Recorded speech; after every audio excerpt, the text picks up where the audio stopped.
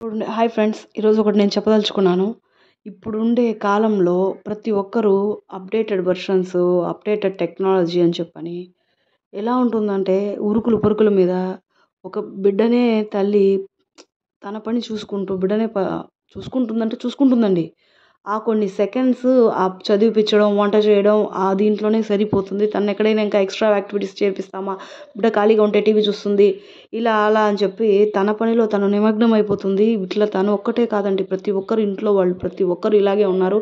లేదా బిడ్డ ఏడ్చిందంటే టీవీ పెట్టడమో ఏదో ఒకటి. కానీ ఒకటి మర్చిపోతున్నారని చెప్పి గమనించమని చెప్పి నా మనవి ఏమంటే, ఒకప్పుడు పూర్వం బావని బావ అంటాం, అక్కని అక్క, తమ్ముడు, పెదనాన్న కొడుకు, మరిది, అట్లా వరసలు తెలియజేస్తూ పెంచాం. ఇప్పుడు ఏంటంటే లేదా అన్నిటికీ కజిన్ కజిన్ కజిన్ వావి వరసలు అనేది మర్చిపోతున్నారు.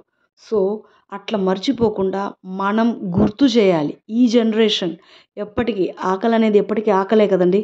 అదేవిధంగా ప్రతి ఒక్కటి కజిన్ కాదు, కో బ్రదర్ కాదు, వీళ్ళు ఎవరు అనేది తెలియచేసి పెంచండి పిల్లలకి. అది చాలా ఫ్యూచర్లో వాళ్ళకి చాలా ఉపయోగపడుతుంది. ఉపయోగపడదా అవును కాదండి, ప్లీజ్ ఇది మాత్రం చాలా చాలా ఇది. ఇప్పుడు అక్కడ క్వశ్చన్స్ వస్తుంటాయి, ఏమని, ఒక కరెంట్ అఫైర్స్ అని చెప్పని, అతని యొక్క అమ్మకి తమ్ముడి కూతురి పాపకి ఇతను ఏమవుతాడు అని చెప్పని, ఇట్లా ఏమంటే ఇట్లా నేర్పించకే ఇట్లాంటి క్వశ్చన్స్ వస్తాయి. అట్లా ఈ క్వశ్చన్ కోసం నేను నేర్పించమని చెప్పట్లేదండి. వాళ్ళకి ఎవరు అనేది యాక్చువల్గా అమ్మకు తమ్ముడు కానీ, చెల్లెలు కానీ, అన్నకి తమ్ముడు, నాన్నకి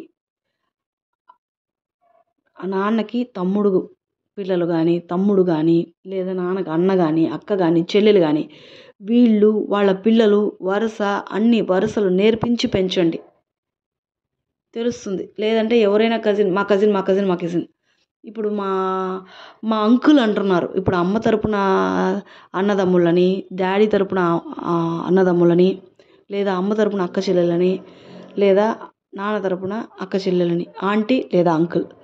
అసలు ఆంటీ అంటే ఏంటి, అంకుల్ అంటే ఏంటి? వాళ్ళకి ఎంత కష్టంగా ఉంటుందంటే, ఇప్పుడు వాళ్ళకి ఏం కష్టం లేదులేండి. అసలు పిలవకపోయినా, వాళ్ళు చూసి చూడనట్టు పోయినా మనకే మంచిది, మన డబ్బు ఖర్చు అవ్వదు అని చెప్పి ఉంటారు. అలా కాదు. ఎవరైతే పాత జనరేషన్లో ఉంటారో చూడండి, వాళ్ళకి మాత్రమే బాధ కలుగుతుందండి. వీళ్ళు మా సొంతం అనే ఇది ఆంటీ అంకుల్లో ఆ సొంతం అనేది రాదండి.